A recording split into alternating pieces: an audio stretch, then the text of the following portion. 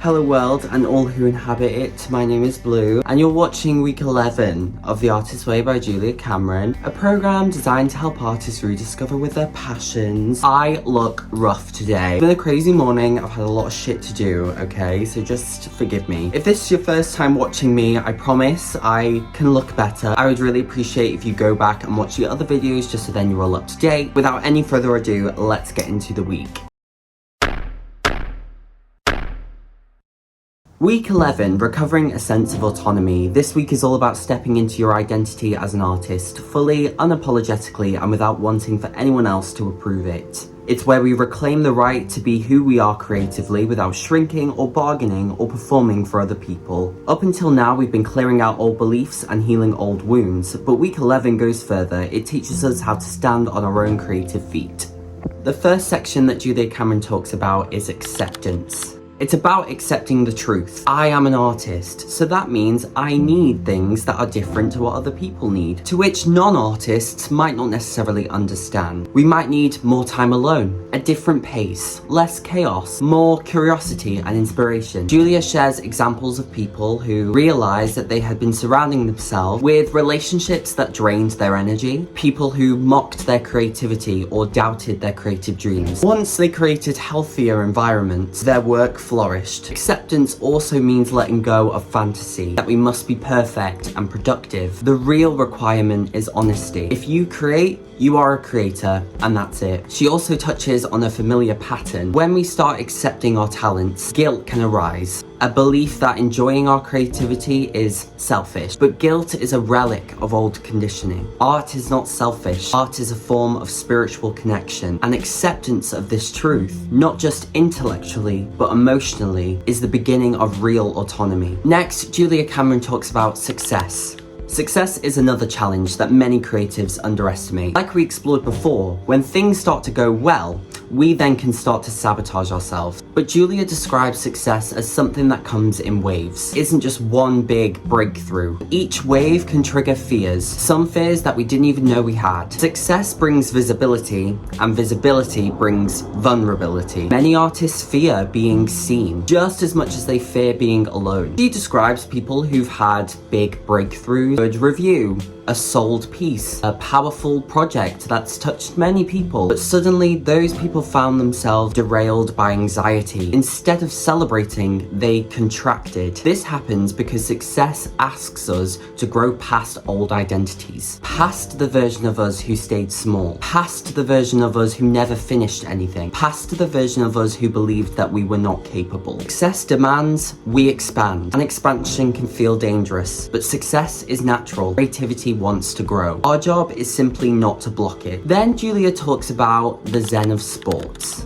This section is about reconnecting the body with the mind. Julia shares stories of artists who found creative breakthroughs not at the desk, but through movement. There's the artist who swims a few laps every morning, another who cycles long distances, a writer who walks daily until the stagnancy loosens. Movement helps dissolve the mental knots that we get tangled in. She explains that exercise often births insight because physical rhythm quiets the inner critic in order to allow ideas to rise naturally. It creates emotional stamina, something artists need just as much as creative stamina. It's a reminder that art does not only happen at the desk, it happens in the body first. To finish off the reading pages for this week, Julia Cameron talks about building your artist's altar. It invites us to create a physical reminder of our sacred creativity. An artist's altar isn't religious, it's symbolic. It's a tiny, intentional space that grounds you. It reminds you of your creative identity, and it can hold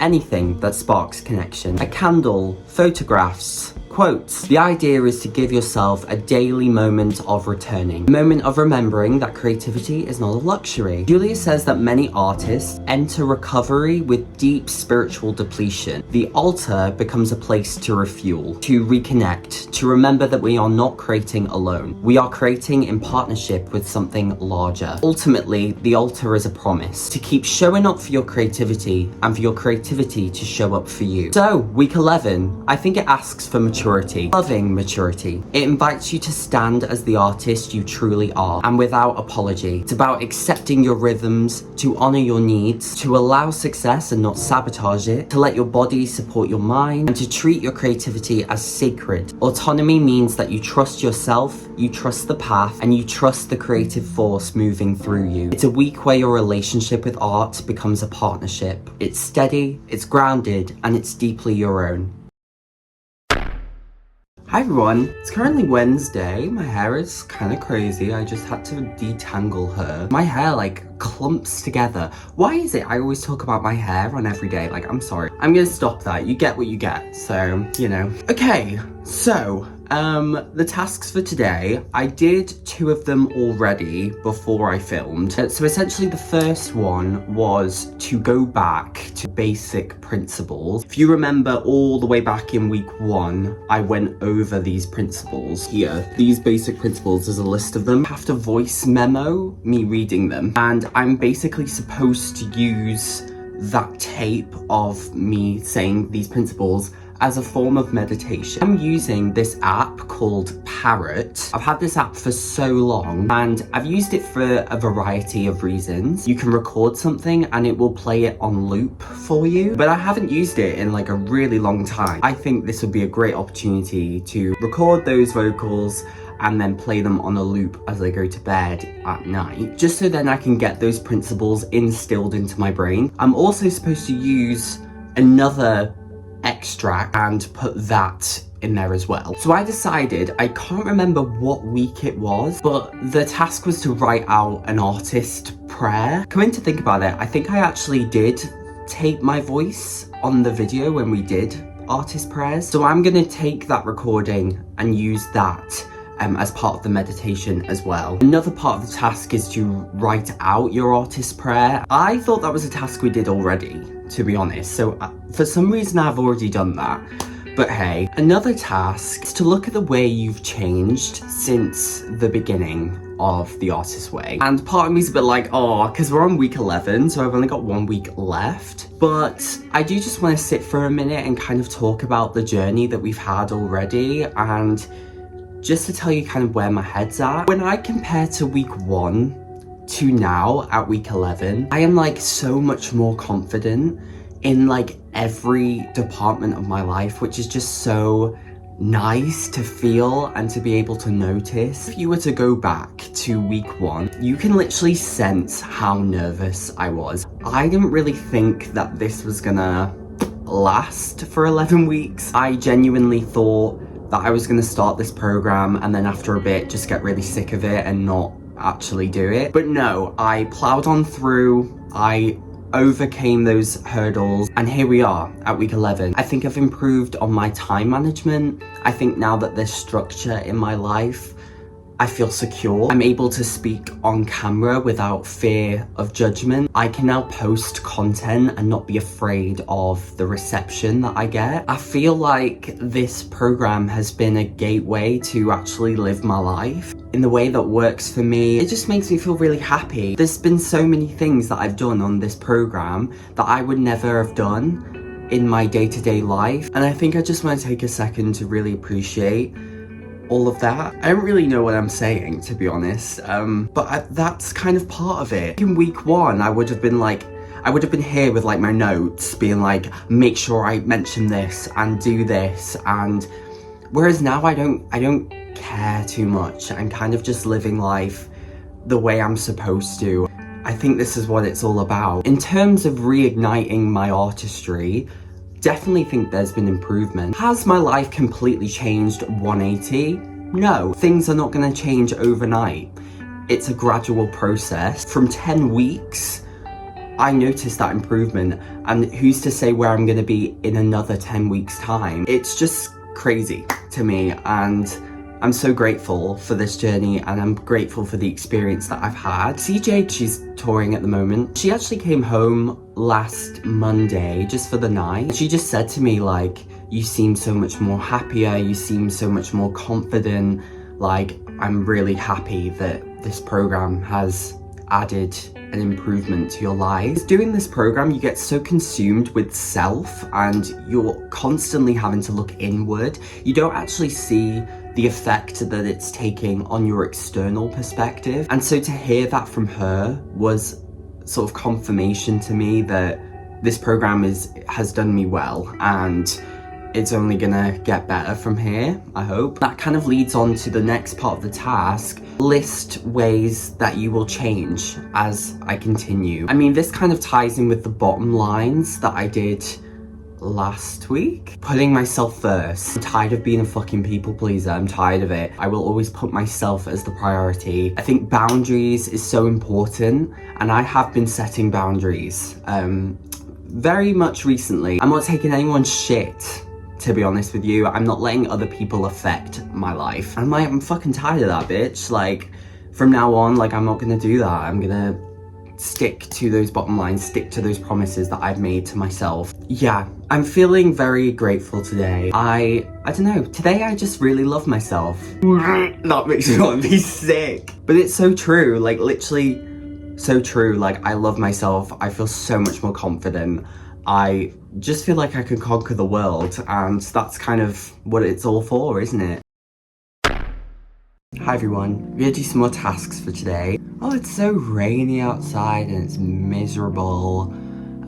So we're gonna bring the positivity back in the room. If you remember, like, weeks ago now, the book kind of encouraged you to think about your concept of God, the universe, higher power, whatever that is for you, and think about whether your belief system is actually limiting you or helping you in terms of your creative expansion. And I think more importantly, are you open-minded about altering your concept of God for your artistic growth? So to kind of walk you through my reflection, before the program, so I'm talking like years ago now, I was a very spiritual person. I felt like I was put on this planet for a reason, as everyone is. There must be something up there, you know, that's like watching over us and wants us to learn and wants us to grow.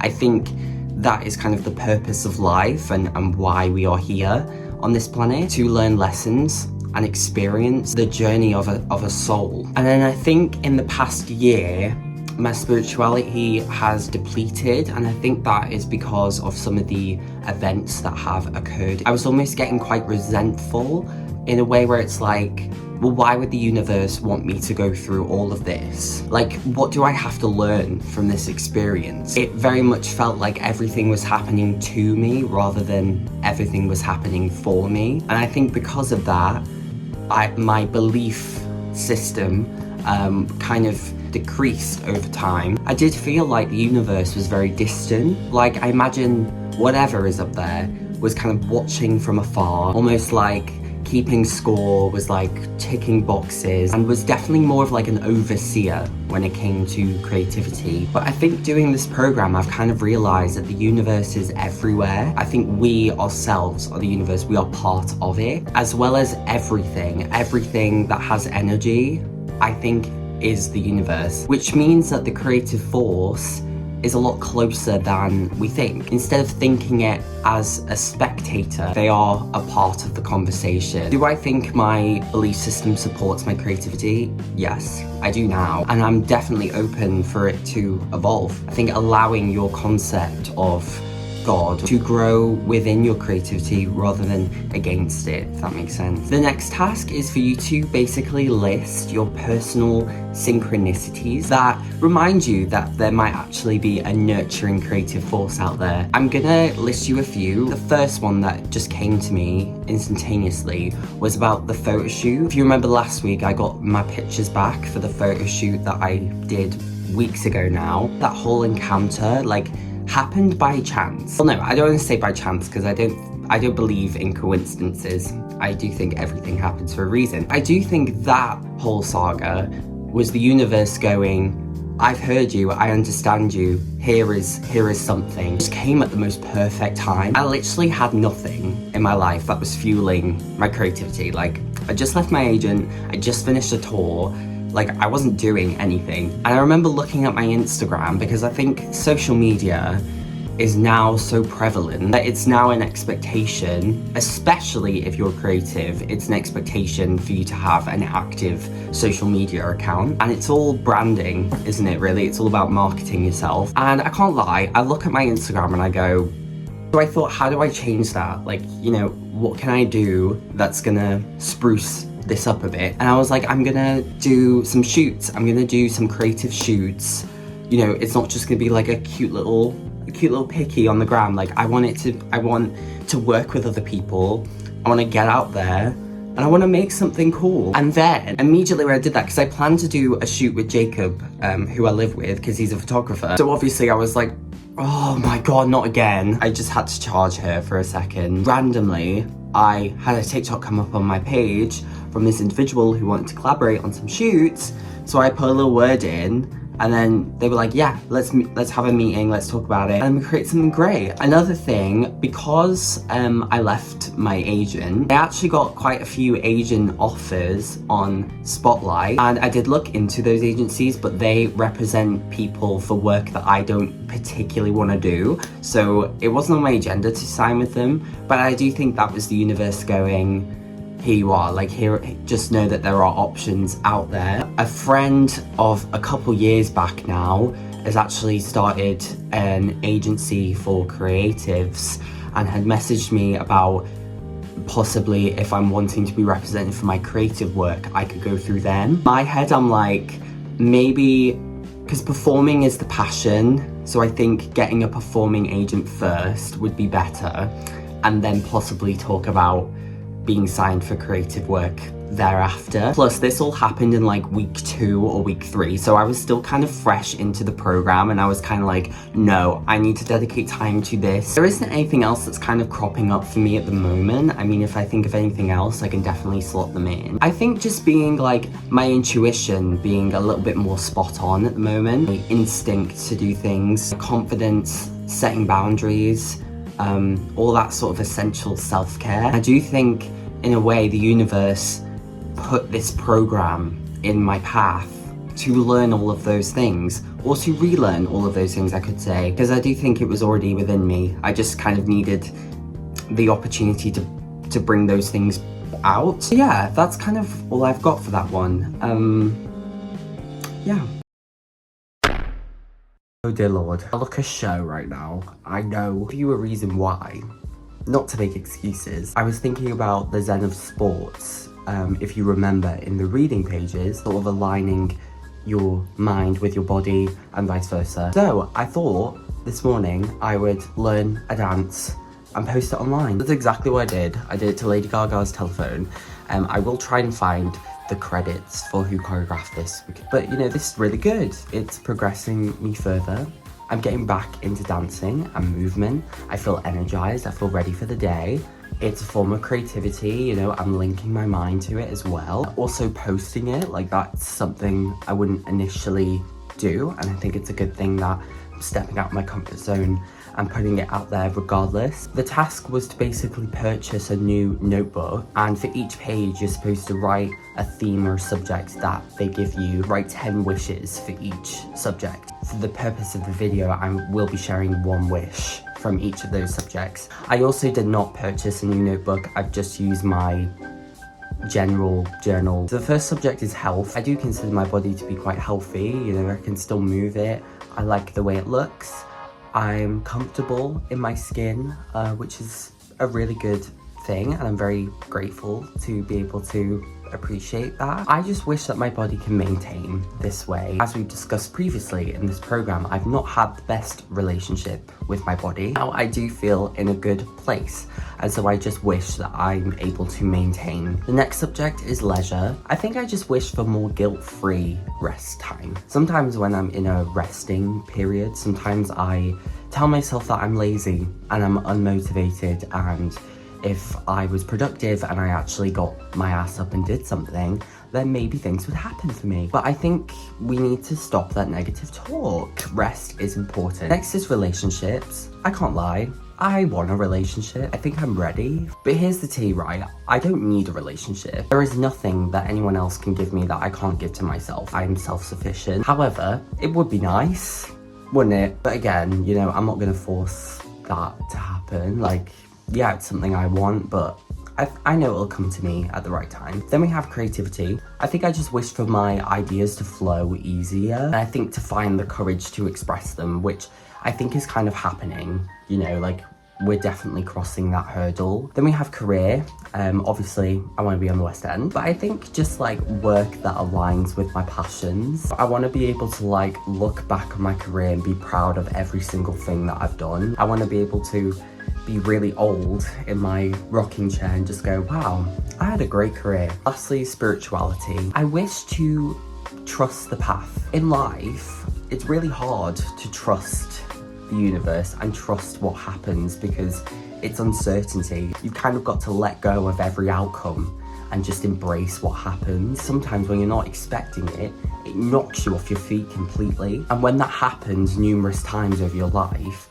you do get really nervous to be able to trust the path. What is meant for me is not going to pass me by. The next part of the task is I have to write a letter of encouragement to myself, which I've done right here. I have to mail it to myself, which if you remember many weeks ago, we did that already, but with a few other letters. So I'm gonna go ahead and do that today. It is Sunday, so I don't know if the post office is gonna be open. I am gonna double check. But if it's not, I'm gonna do it tomorrow. Update, the post office is closed. So I will be doing that tomorrow, I promise. Hi everyone, it's a little later. I can't find my little ring light, so I've had to improvise. So apologies about that. Don't know where she's gone. Time for the check-in. I think I wanna start this week by just giving you a bit of like a general overview. There were some things that happened this week that left me feeling very disappointed and very deflated. There was a lot happening behind the scenes this week. In turn, that kind of affected my confidence and my sense of self and well-being. That kind of situation has been looming in my mind for most of the week. It kind of leads me on to the pages. I felt like I was writing about this situation like every day this week. It was like continuous writing about this situation. Like I think on one of the days I wrote 5 pages instead of 3. I think it's interesting to pick apart kind of how much attention your brain gives to certain things. And there was a part of me that kind of wanted to avoid talking about that in the pages, because in my head it's like, well, if I constantly keep writing about the negative, like the negative is gonna loom in my mind. But I didn't let myself do that. You're supposed to write about the good, the bad, the ugly. You're supposed to write whatever your brain is, you know, focusing on. So I don't think it's right for me to kind of pretend that that is not happening in my head and kind of just move the conversation on just so then I'm not letting that consume me. I did continue the pages every single day this week, which means I've been doing them 11 weeks straight, which is fabulous. Nothing really more to add other than the content was just kind of the same thing. I was supposed to be doing something on Tuesday, but unfortunately, those plans did not go ahead. And part of me was like, well, I could just go home and let that ruin my day, or I could stay out and have a good time regardless. I had a lovely little solo date to the National Gallery. I can't believe I haven't been there before. It was lovely to walk around there to see artwork. One of my favourite paintings, the execution of Lady Jane Grey. It was just beautiful. I was just sat looking at that for ages.